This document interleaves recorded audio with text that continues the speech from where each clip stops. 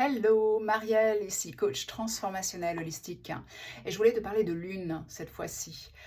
Pourquoi? Parce qu'on vient de passer par une lune, une pleine lune en Capricorne, qui est assez intéressante. Et grâce à une des astrologues que j'apprécie beaucoup, une américaine qui s'appelle Jen Ratiopi, donc tu peux la suivre sur Instagram, tu le verras dans le blog, je ne sais même pas comment prononcer son nom vraiment.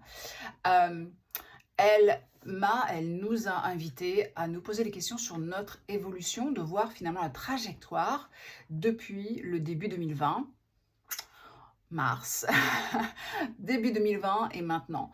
Et qu'est-ce que tu voulais célébrer, comment tu avais évolué et comment tu voulais évoluer à partir de ça. Donc, on va faire un petit travail d'introspection, mais avant ça, je vais parler d'ombre. Pourquoi? Parce que, justement, après la pleine lune qu'on vient de traverser, elle disait que finalement cette semaine allait apporter probablement amener plein d'ombres, de nos ombres à la surface. Les ombres, c'est quoi? Finalement, c'est ce que l'on nous a appris à considérer comme des défauts. Tu sais, on va te dire, bah oui, il faut que tu montres que tu es, je sais pas moi, que tu es généreuse, que tu es belle, que tu es importante, que tu as toujours la tête fixée pour trouver des solutions, tu es clever, tu es intelligente, tout ça. Et que le reste, finalement, il faut le cacher. Mais c'est là où le problème vraiment se passe. Parce que tu as ombre et lumière, c'est vraiment les deux faces d'une même pièce. Ou alors, si je te donne l'analogie de l'arbre, tu vas avoir des ombres à partir du moment où tu as la lumière. Donc, en fait, ils sont indissociables. Et le truc, c'est qu'on nous a appris qu'il fallait cacher les ombres. Donc, surtout, on en a un peu honte, quoi. Ou ne pas montrer le fait que là, j'étais un petit peu lâche ou que j'ai été peut-être égoïste même. Euh, et là, c'est le problème parce que plus tu résistes quelque chose, plus ça persiste, et puis ça monte son visage et plus tu vas en avoir honte, vraiment, c'est un mauvais schéma. Donc, ce qui va vraiment faire disparaître l'ombre de l'arbre, c'est quoi? C'est la lumière. Tu vois, le soleil fait disparaître l'ombre. C'est pareil pour nous. C'est en y mettant notre conscience, la lumière de notre conscience, en intégrant ce que j'appelle notre dualité, eh bien, c'est transformé et ça peut disparaître. Ce n'est plus oh, cette chose pour laquelle on a tant de révulsions. C'est accueillir, c'est tout le travail que je fais avec mes clients, d'accueillir leur dualité. C'est de enfin comprendre que tu as tout en toi, que tu peux être lâche et courageuse, que tu peux être super organisée et désorganisée, ou comme moi je m'appelle, patachon. Tu peux être justement généreuse et égoïste, parce qu'on a tout en soi. Et c'est ok, ça fait partie de notre expérience humaine, littéralement. Il n'y a pas de hiérarchie ici, hein. On n'est pas des dieux, justement, par rapport à ça. Donc, quand tu intègres ça, tu fais la paix avec ça et c'est un énorme relief, un soulagement. Et c'est ce que vivent mes clientes. Donc, ça, c'est pour la part des ombres qui remontent. Je t'invite vraiment à les intégrer, à dire, ah bah oui, ok, c'est cette partie de moi. Pas de honte à avoir. Revenons à cette introspection. Donc, c'est en fait une introspection. Qui as-tu dû devenir en fait entre 2020 et maintenant? Parce que bien évidemment, on sait qu'on est passé par une période hyper challenging. Donc, qui as-tu devenir? Demande-toi comment ces 2 dernières années t'ont changé. Comment, à partir de cette prise de conscience, désires-tu évoluer? Quelle intention veux-tu poser? Ça tombe bien, la nouvelle lune sera très prochainement pour poser tes intentions. Et de quoi, vraiment pour boucler la boucle de cette trajectoire, de quoi es-tu reconnaissante, malgré les challenges auxquels tu as fait face? Parce qu'en fait, souvent, c'est vrai que quand on dit cultiver la gratitude, eh bien, cultiver la gratitude au moment de moments très challenging, c'est pas facile, hein, c'est pas facile. Mais en fait, je t'invite à regarder les choses un petit peu autrement. Je t'invite à voir comment les événements, justement difficiles, t'ont fait révéler des parties de toi que peut-être tu ne connaissais pas. Comment tu as dû surmonter les choses et trouver des forces en toi, des résolutions en toi que tu ne connaissais pas. Et qu'en fait, c'est grâce à la difficulté que tu as appris à connaître ces facettes de toi. Et c'est ça que je t'invite à célébrer. Ça, je t'invite à célébrer aussi les efforts, les mécanismes que tu as mis en place. Et oui, ça n'aura pas été linéaire, parce que le linéaire, ça n'existe pas. Euh, la flèche, elle est toujours comme ça.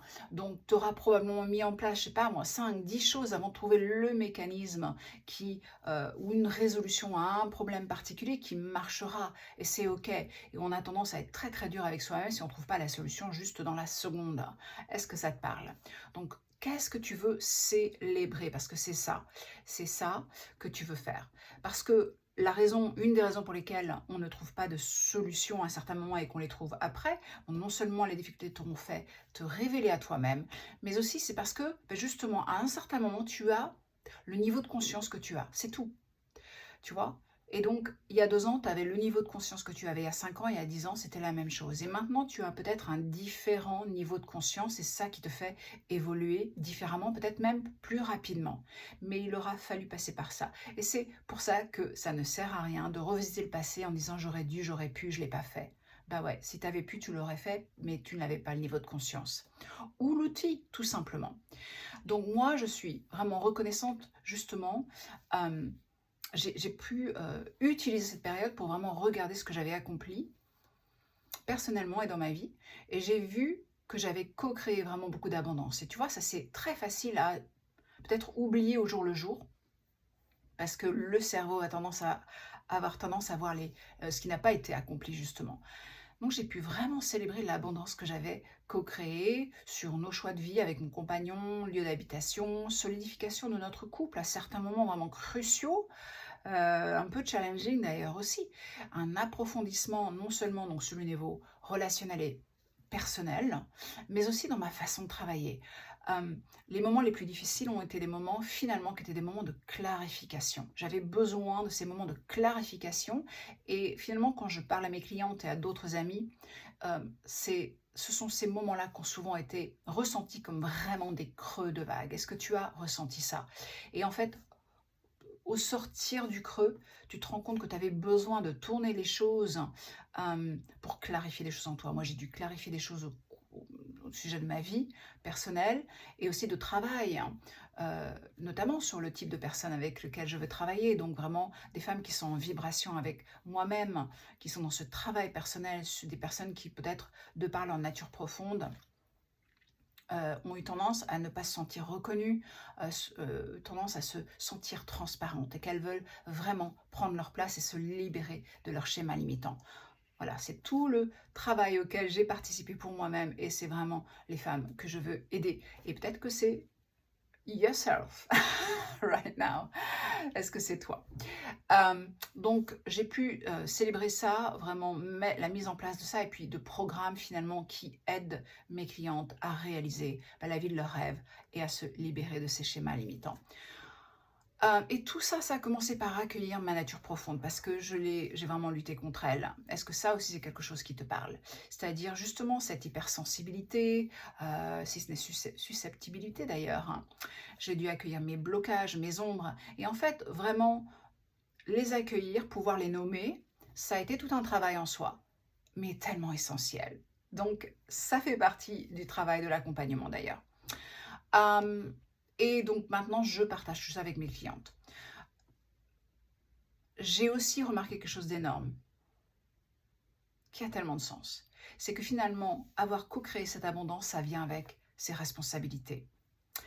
C'est l'accueillir, l'assumer pleinement. Bah, déjà dire merci, être dans la gratitude, le voir plutôt que de voir ce qui n'a pas été accompli, et incarner l'abondance. C'est-à-dire, qui ai-je dû et qui dois-je devenir pour incarner cette abondance? Parce que c'est pas simplement un truc de croyance, c'est quelque chose que tu dois devenir. Si tu regardes les personnes abondantes autour de toi, comment se comportent-elles? Comment croient-elles? Comment elles se parlent? Quelle est leur posture? Parce que c'est tout ça qui doit suivre la croyance de «je suis abondante, je crée une vie abondante à moi». Et justement, c'est cette mise en chair sur laquelle j'aide dans mes accompagnements, parce que pour moi, qui suis plutôt pratico-pratique, c'est ça, le travail, en fait. C'est sortir du concept. vers quoi je veux évoluer. Donc personnellement, je dois rester constamment vigilante parce que je suis en cheminement sur tous les traits qui ont à voir avec le people pleasing, la peur du manque, la codépendance. Et puis vraiment, là, maintenant que j'ai entamé ce travail sur utiliser les émotions pour construire la vie de mes rêves, justement alignée à ma nature profonde, c'est ça que je dois et que je choisis de continuer d'aiguiser en fait cette capacité à co-créer ma vie, à aller au-delà des émotions, les utiliser plutôt que de me faire manipuler par elles. Et c'est, tu vas le deviner, ce à quoi j'aide mes clientes aussi. Donc, et la dernière chose, c'est ancrer ma sécurité intérieure. C'est-à-dire que c'est vraiment tout commence en moi, par moi. Je n'ai pas besoin des autres, en fait, pour m'aider à ça. Enfin, il y a une sorte d'interdépendance, mais tout commence en moi, par moi. Et je me sens dans ma sécurité intérieure. Donc toi, dis-moi, de quoi es-tu reconnaissante sur toute cette trajectoire entre 2020 et 2022? Qu'est-ce que tu ressens qui peut-être tu as besoin encore de lâcher? Peut-être de schémas, de personnes, de scénarios, de croyances?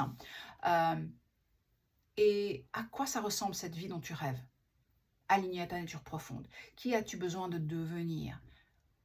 Regarde autour de toi les personnes peut-être qui te donnent l'impression de vivre la vie, une vie similaire à celle que tu veux vivre. Comment se comportent-elles? Quelle est leur posture? Quelle est leur façon de parler? Quelle est leur façon de se parler peut-être? Écoute, partage, soit par retour de mon article, soit sur Insta, @mariellalix. Ce serait vraiment super de pouvoir lire ton commentaire sur toi, ton évolution et là où tu veux aller. Et puis évidemment, si tu veux te réconcilier avec tes ombres, tes blocages, pour les transformer, transformer tes schémas et qu'ils soient alignés à ta nature profonde et avec là où tu veux aller, eh bien, écoute, postule pour une séance découverte, on pourra en parler de ce rêve que tu as, parce qu'il est là pour toi. Je te souhaite une très belle fin de journée et je te dis à très vite. Ciao, ciao.